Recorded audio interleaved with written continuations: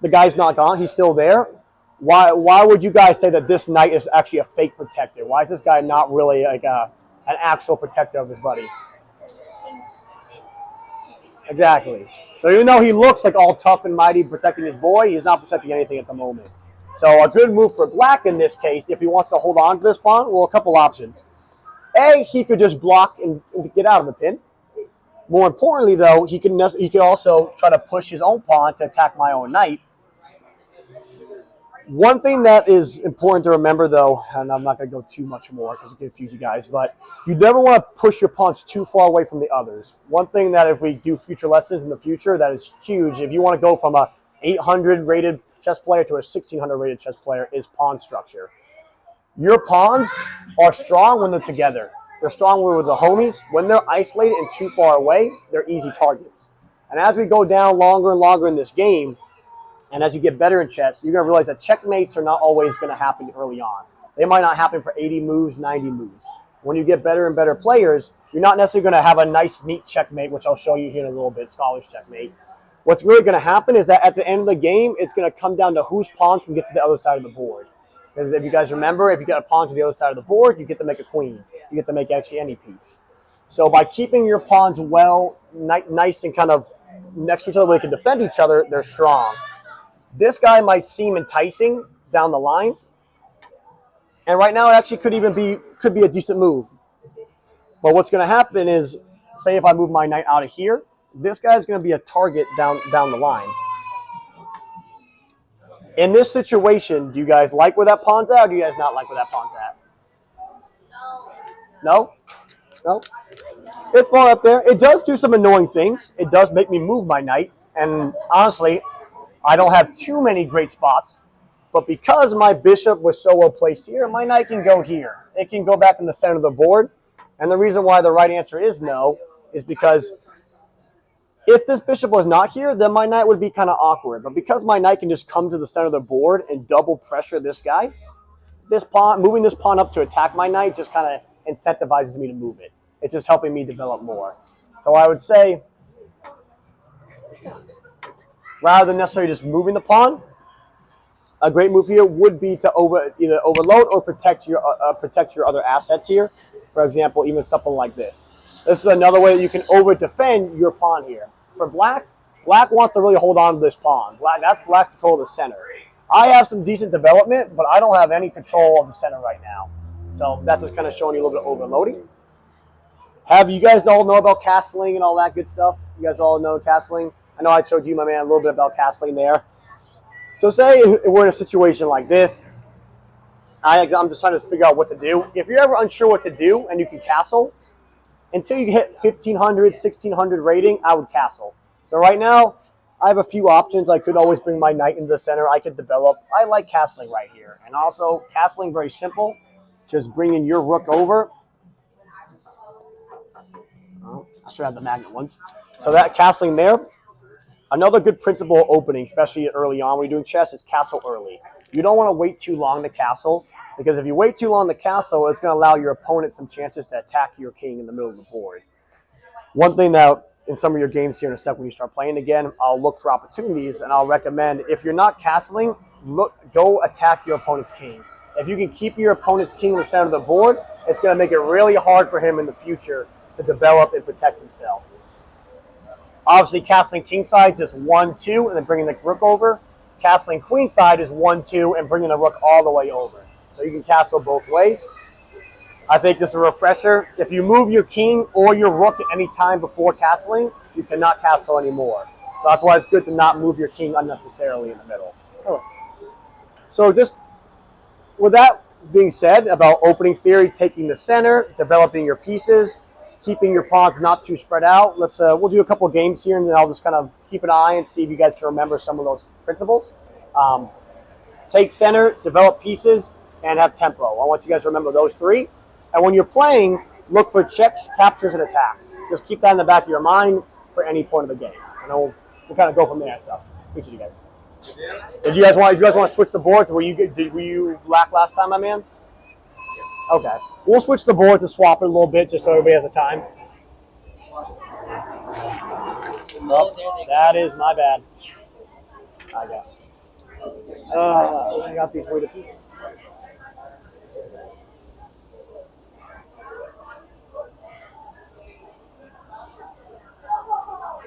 Man, same color, awesome. All right, so white to play, white to play. All right, so my man, why a6 there? So you want remember about the center. Some of the two most common moves at all time for the best openings is going to be e4 or d4. There's other ones, but I really want you to start thinking about playing one of these two pawns because this is going to really help you open up your other pieces. What's going on here? D4, D4. Oh, it's because you know what? We flipped the board around, so it's actually on the wrong side, but it's okay. So, for example, here, this would be the move actually. I get D4 here because this guy allows you to actually unlock both your powerful pieces here. The board's a little bit flipped, but it's okay. But let's focus on like bringing one of the first two pawns out, the two middle pieces here.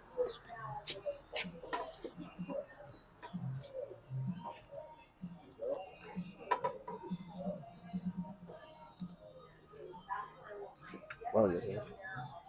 All right, so that's a really good principle right there. What he did was pin and then re-attack the pinned piece, overload.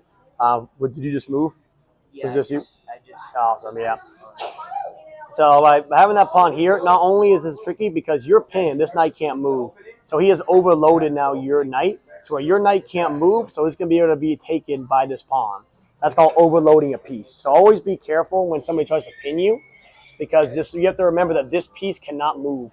Even though it's there, it actually can't move as long as this king is behind here. So that's just something tricky.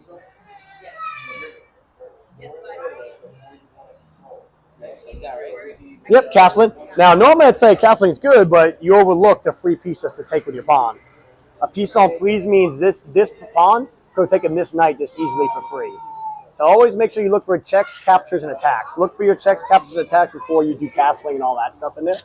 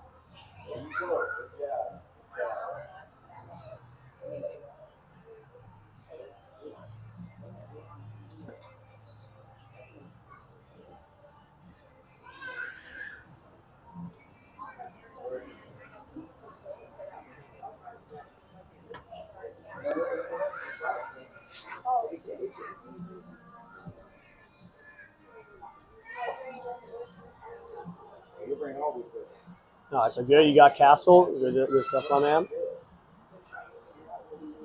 One thing also to notice with pawn structures is where you put your pawns at. You can see how you kind of have this section going on here, a lot of dark squares. So when you're thinking about what pieces to take in the future or trade, you want to make sure that you don't trade a piece that's going to be weakened in the future. Because you have so many pawns on dark squares, your dark square bishop's not having that much fun, but your light square bishop can have a lot of fun. So in the future, just think about, do I want to trade my light square bishop off if all my pawns are on dark squares? Likewise, if I switch it to light squares, do I want to trade off my certain color bishop if my pawns are not oriented the right way?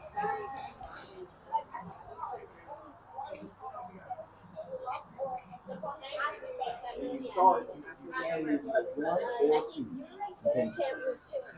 Yes, because you're still at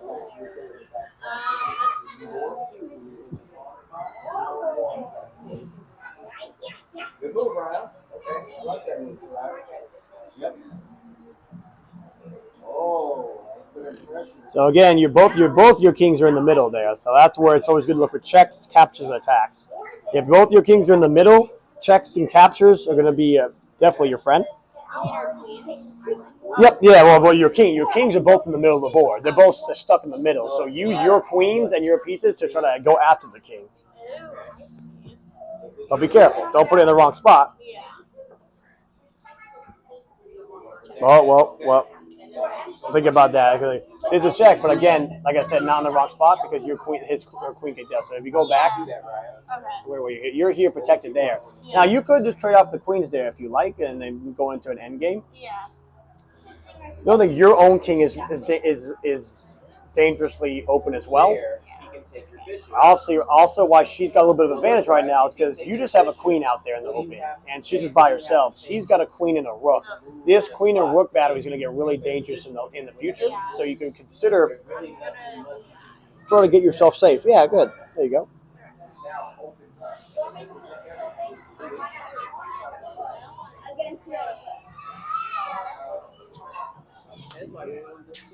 Okay, all right, pause. No, Ryan. You only move one piece at a time. No. Hold on. Okay.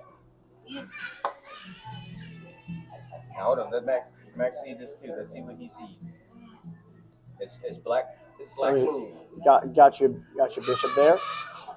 Not too much fun whatsoever. But now see, checks, captures, and attacks. What can we attack in the position? Right. Now the pawn, yeah, the pawn. You could take the pawn, but what is a little bit more important than a pawn? What two of your pieces are looking at each other? There you go. Do you see anything that's protecting that bishop? Because I don't.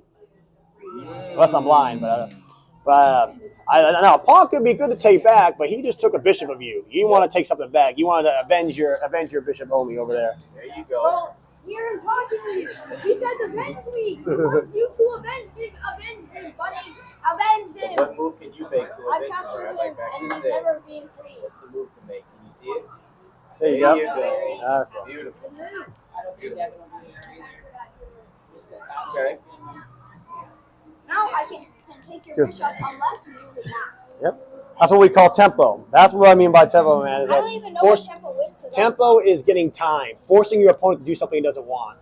Now, before you go moving knights here, you maybe had a whole plan you wanted to do, but because he threatened one of your pieces, now you have to take a turn to react to him.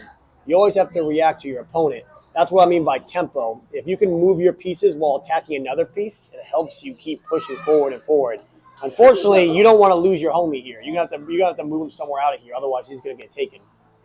What do you think a good spot is for the bishop?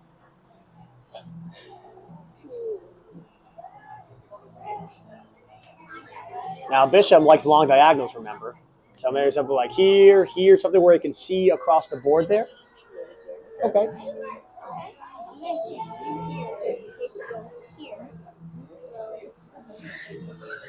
Now, how about you, my man? If you want to develop, because we're still trying to get developed right here. So, ideally, before we do anything, if you look at your pieces, we want to develop the rest of our pieces, and we want a castle.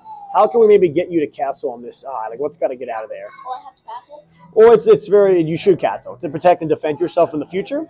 What you have right here is something called a fianchetto. You don't have to remember that, but this is a very powerful position. So how do I? So what piece do you need to move to be able to castle right here? Well, no, that's what you need to move, but what piece is standing in the way between them? That guy. So where do you think a good spot for the bishop would be? And just you can say, give me a few options. Okay. That's not... You can take it here or you'll do this up here, so either way, I'll basically have good freedom once you move this way. That's not bad at all. I was also thinking this guy, a fianchetto, because when you castle in the future, this is a very powerful defensive block. Now, we'll go with your option because I do like your answer because you do want to protect that pawn. Just know in the future, that's a good way to kind of develop yourself. Then you can castle in the future. That's her turn. You go boop, boop, and like this. That's really good. That's how you know you finished developing.